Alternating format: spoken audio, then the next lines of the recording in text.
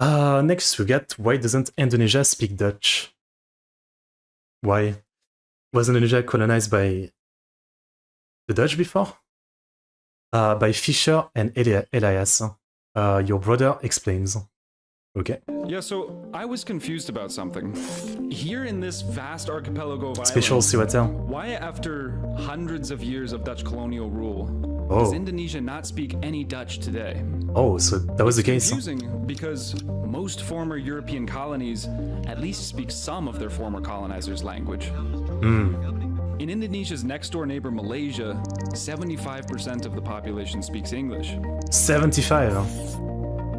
So I did some research, and I looked at primary accounts of the people who lived there, and I listened to some big experts on the This subject, Cartini. and I found some things that are surprising, things that were unique to the way the Dutch colonized.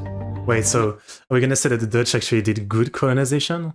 Like, they didn't try to force their culture or language or something? But then, how is it colonization if they didn't do that? Interesting. No other European country was doing.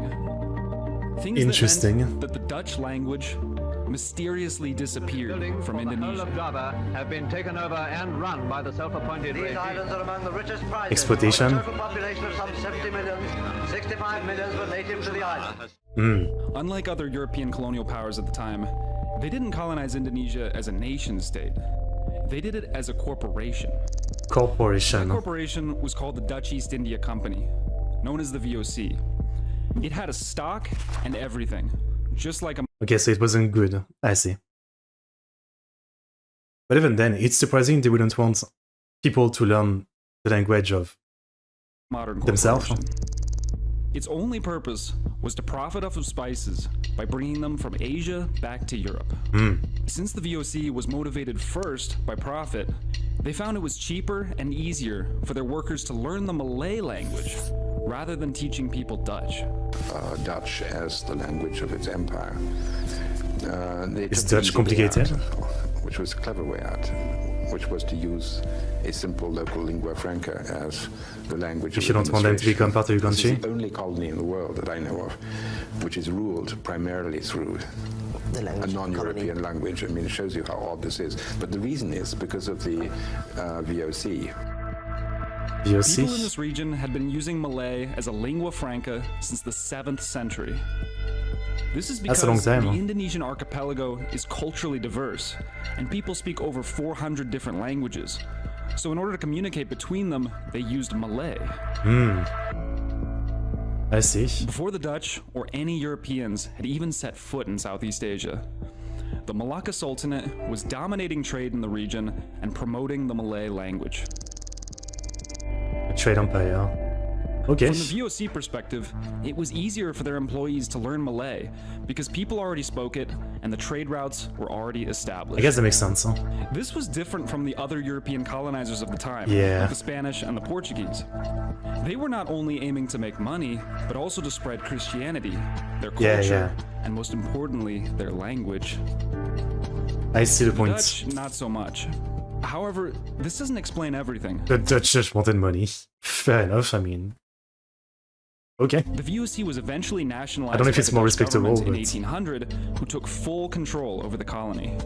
Over the next century, the Dutch expanded the borders of the Indonesian colony from the modest, spice-focused territories to the maximalist conquest of the entire archipelago. Once this happened, they did start to teach Dutch to the local population, but it didn't take hold. Not once, but many times, they speak to us in broken Malay, although they know very well that we understand the Dutch language. You do. That was written by an Indonesian women's rights activist called Kartini, who came from a privileged background in the local aristocracy. The Dutch would often govern via the use of local rulers who had been regional lords under the pre-colonial monarchy of Java. She wrote letters to pen pals in Amsterdam about what life was like in the Dutch East Indies. Even though her background so- meant that she was taught Dutch at an early age, Some of Asian groups was classified as second-class citizens, so they used for work, not for assimilation in society. she Interesting. noted many times about how Dutch officials wouldn't speak Dutch with her. I know a Dutch official who speaks Malay with a Javan regent, although he knows full well that he speaks good Dutch. Everyone converses with this native ruler in Dutch, but the colonial official never. Interesting. Dutch education was only available to a small, privileged elite of the locals. In fact, some locals recalled how children needed to have knowledge in Dutch before going to Dutch school. Without the special permission of the Governor General, no native child from 6 to 7 years old would be admitted to the free grammar school for Europeans that could not speak Dutch. How can a native child of 6 or 7 learn Dutch? He would have had to have a Dutch governess. It shows how, in many cases, it was a chicken and egg problem. How can you learn Dutch if you were never taught, or if Dutch people and officials didn't want to speak it to you? So they're saying that some of those like politicians were literally like, they didn't want to speak any Dutch in case someone heard it and learned it from that. Dutch established local schools in Indonesia, but not very many. In 1900, the Dutch East Indies only had 1,500 schools, which equates to one school for every 24,000 people. Oh. Yeah, that's not a lot. In 1945, at the end of Dutch colonial rule, only between 5 and 8% of the Indonesian population were literate in the Latin alphabet, hammering home the fact that for colonial officials, teaching Dutch was a secondary thought. Okay. Since Malay was so widespread in the colony, the Dutch government decided to make it co-official with Dutch in this period. And this started to plant the first seeds of Indonesian nationalism. They standardized Malay based on the version from Malacca, and dictionaries were made for governmental communication and schools for local people. So of those schools that were established, many even taught their curriculum in Malay instead of Dutch. Interesting. This was again really different to how other European powers operated. Definitely. For example, even though people in North Africa primarily spoke Arabic, the French still made them use French instead. The Dutch, while having some of that, had way less than everyone else. But it goes even further than this. But it's true, yeah. Like that's why we have a lot of like immigrants from like, you know, all the colonies. And when they come in, they already speak French, because, yeah, in a lot of African countries, they speak French because of colonization, right? So, yeah, it's one of those things, teaching the language of the place you colonize, right? Established a classification system for local Indonesians, which paradoxically helped create a national identity rooted in not speaking Dutch. Yeah. They put people into 3 groups. The Dutch, which included people of mixed European and... Like the Brits or Japanese colonization, the Dutch were corporate and not government. Considered us as a set, it took a long time before the scholars saw how corrupt the company was. I see. But in a way, like, would you say it's better or not? Like, in the end, it meant that Indonesia was able to, like, come out of it still more or less, you know, like outside of the exploitation, obviously, but without having been brainwashed, if you will, with like forced to learn the language and, you know, whatever religion they want or stuff like that. So maybe in a way it's like less bad of a form of colonization than the other one, which obviously we've seen like so many countries kind of break down because of that type of colonization, especially when like the colonizer eventually leaves or are pushed out or something, and then you've got like portion of this population who are like, you know, like for that colonizer, and the rest wants like the country to be itself. So I don't know. Asian it's interesting though. Who spoke Dutch, foreign Easterners such as Arabs, Chinese, Indians, and those who weren't from Indonesia, and finally the most important one, inlanders. Like I mentioned before, Indonesia is made up of hundreds of different groups with different languages and cultures. The Dutch classified them as being part of the same group called inlanders, to which the Dutch would speak Malay to them. To the Dutch colonizers, everyone was just an Indonesian colonial subject, regardless of their local background. But inlanders mean, of course, that you belong there. And the fact is, from the Dutch point of view, it didn't matter whether you were Sundanese or Muslim or Christian or from New Guinea or whatever it was, you were all the same. You were inlanders. And this has a powerful impact too. That is, and persuades people in the long run that in some way they really are the same. And if you're inlander, you belong there, you were a native. And the Dutch didn't. And the Dutch are not natives. Yes. Therefore, in a sense, the logic of the Dutch expression itself tells... Excluded themselves from Indonesia. That's right. Yes. So they basically, they shoot themselves in the foot in a way. In the sense of like, if they really wanted to, yeah, like they literally made themselves seem like outsider, I guess. Interesting. Paradoxically ended up solidifying Indonesian national Yeah, identity. That all of these different groups, like Javanese, Sundanese, Sumatrans, There's no Moluccans, badge on and this stream. Balinese You can were request all as the many same videos as you want. people, and that their common I'll do it language if I'm was interested. Malay, not Dutch. When students from all over the archipelago met up in a central location to be educated, Welcome back. the cultural differences between them were decreased, and they started to see themselves as inlanders. In October 1928, In Russia, especially in Siberia, there are many ethnic groups who still live there. They live all their history. Some of them knows language and even joined the community, but also many free.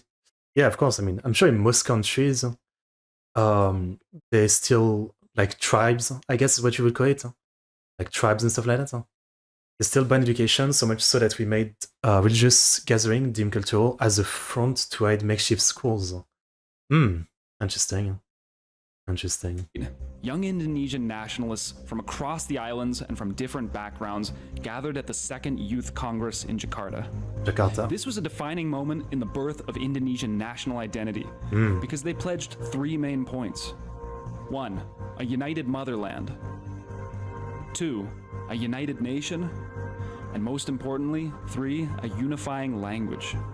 The language that they ended up choosing was Indonesian. Indonesian? Okay. Yeah. What's Indonesian? Yeah. Indonesian is Malay. Yeah. Sort of. Okay. Remember when the Dutch officials tried to standardize Malay and create dictionaries for it, and use it to formally administer the colonies? It ended up creating a variety of Malay that was more Indonesian. At this conference, they formally decided that this branch of Malay would be known as Indonesian. Indonesian is mutually intelligible with Malay. It's the same base language with some differences. And two speakers of these languages could easily communicate with one another. Some of you did tell me that before, yeah. Some of you did tell me that Malay and Indonesian is very close, so there's a lot of words you can understand from each other. I believe that's also why the Muslim population exploded in Indonesia, since they do this much more often than other pitches. Good point. Same thing happened. Fair enough. The biggest difference is that Indonesian does have many loanwords from Dutch. There's a whole list on Wikipedia of all of the Dutch words in Indonesian. Supposedly, that's interesting. As high as around 1/5 of 20% the entire Indonesian language can be Filipino standardized the Spanish and English vocabulary we had here, and also just called the modified Tagalog Filipino. Yeah, in Filipino, I saw that, especially when I did like the stream some weeks ago, looking at the streets, and so many of there's like English all over the place, especially like in the middle of like Filipino sentence. So I guess a lot of English being used. Traced back to Dutch origins. There's good videos on YouTube of Dutch and Indonesian speakers comparing some of the similarities between words. Tas. A bag. Yeah. You had from the end of the 19th century already Malay language newspapers. And the rise of the vernacular press. I mean, if this elite there had been no Malay, and this was simply a Dutch-speaking elite, which happens in other colonies, I think it would have been a very thin stratum with not much connection to the mass. Malay was adopted to an Indonesian context. It took local words, changed its grammar a bit, and the Indonesian nationalists saw it as a unifying language of the people. The nationalists could have chosen Javanese as the language of the state, since it was the mother tongue of almost half. Toward the east, there's a greater increase in Catholic and Christian population. This has something to do with the Portuguese colonization back before the Dutch. Damn, okay. Half of all Indonesians. But nobody in any area outside of Java colonization would have spoken it. So it wouldn't have unified these diverse cultures. During World War II, the Japanese occupied Indonesia, and they didn't administer the country in Dutch or Japanese. They did it in Indonesian. Oh. They issued propaganda didn't even know that, espousing how Japan was saving the peoples of Indonesia from Western colonialism, and many people sympathized with that. They also freed anti-colonial dissidents like Sukarno, who the Dutch had previously banished to the remote island of Flores. The Japanese thought that they could use dissidents like Sukarno to pacify the local population. But Sukarno saw it the other way. He could use Japan to free Indonesia. Sukarno was willing to support the Japanese in exchange for a platform to spread his nationalist ideas. Yes, independent Indonesia can only be achieved with Dai Nippon. He Dai was Nippon. vindicated for thinking this way because in Great Nippon. 1943, with the war going badly, the Japanese administration promised Indonesia could gain full independence at some point.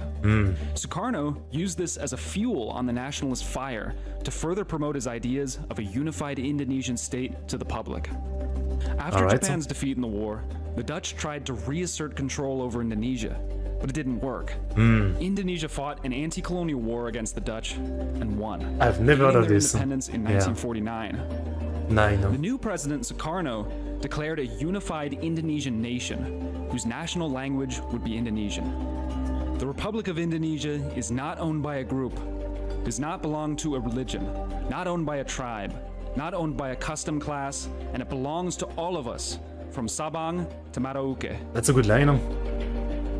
That's a Any pretty good remaining speech. Dutch speakers left to the Netherlands or stopped speaking Dutch in their daily life.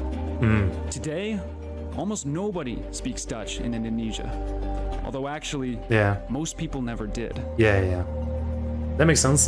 That makes sense. Okay. Very interesting. I mean, obviously, I had no idea about any of this, but super interesting. I mean, it's like so much stuff I didn't hear about before. I didn't even know Japan, like, what did you say? It wasn't conquered, but just was, like, they wanted to, for some reason, help Indonesian independence, which is weird because during World War II, Japan was more about conquering stuff. So why did they want to, like, just help? Or were they just saying, like, they were going to help, but they were planning to actually take over Indonesia eventually? Maybe that's what it was. I had never heard about that. Very interesting. So I guess this is like the only case of like colonization like this where they didn't try to force the language. Or is there other case like that you think? Frankly, like from every colonization case I've heard, it's always obviously not only the language, but like the culture, the religion, whatever it is. So very interesting. Take it, and Indonesia took advantage of it. Yeah. Okay, well, super interesting. Super interesting. Great video, Kumalu. Here's the link. Alright. Super interesting. A lot of Western specialists leader believe that Indonesia will perish because we got thousands of tribes and language, and we're too different. Fair enough. I mean, I don't know if that would really make you perish. As long as like the tribes don't start fighting, obviously. Hello, John. What's up? You got Tom? We're watching a video about why Indonesia doesn't speak Dutch. That's what we were watching. I mean, I can see the point. Obviously, I know not very much about Indonesia, but if you tell me on paper, yeah, there's like, it's like, it's supposed to be a country, but there's like a ton of tribes that don't speak the same language. The first thing you're going to think as an outsider is, hopefully, people don't want to fight over that, right? So as long as people don't fight, it should be fine, right? Like, on the other hand, like, if the government was trying to push people to not, like, stop speaking the dialect and stop doing their own tradition, and everybody getting one religion or something, this is what will make people fight. But if the government is more like, this is a country where we have so many different people, different dialects and all that, you just do what you want. That way might make things better by letting people do what they want. Like, I'm sure some people will still fight, but on the other hand, if the government try to like make everybody do the same thing, this is where it might go wrong, maybe. I don't know. But again, I don't really know much about the political situation of Indonesia or anything. Like, this video, I learned more than I think I've ever heard about Indonesia, so yep. Very interesting. I like video like that a lot. It always makes me realize how much I don't know, I guess. Like, I feel like I've watched so much stuff about World War II, I should have heard about this. The part about like Japan and Indonesia and all that, but I'd never heard about it. A new language is pretty smart from Soikamo and the other leader. Establishes a link with other people, yeah. Makes sense. I mean, I guess it's fine. Like, I think from what you guys told me too, like, the idea is that, there's the main language, and then everybody still keeps their dialect, but most people can still speak the main language. So, I guess it works. The Nuglish language that was spreading outward. Indonesian is used to keep the inside title. I see. The same in the Philippines, but your idea makes sense, and yeah, we do apply it even in religion. We celebrate both Muslim and Christian holidays, yeah. I mean, that's the best way to not have like civil wars and stuff like that, right? Like the government is like, yeah, you do your religion and it's fine. Everybody do their religion. I guess that's the best way to handle it, right? I mean, in France we have the same thing. Like the name is like laicity, and you know, it's basically like the idea that everybody can do their religion and it's fine. And kind of like the US has the same thing. I think it's supposed to be like the state or the government is supposed to be separated from the religion and stuff like that. Because the second it gets involved in all that, it's gonna cause chaos, I guess. Fair enough. Okay, so yeah, great video.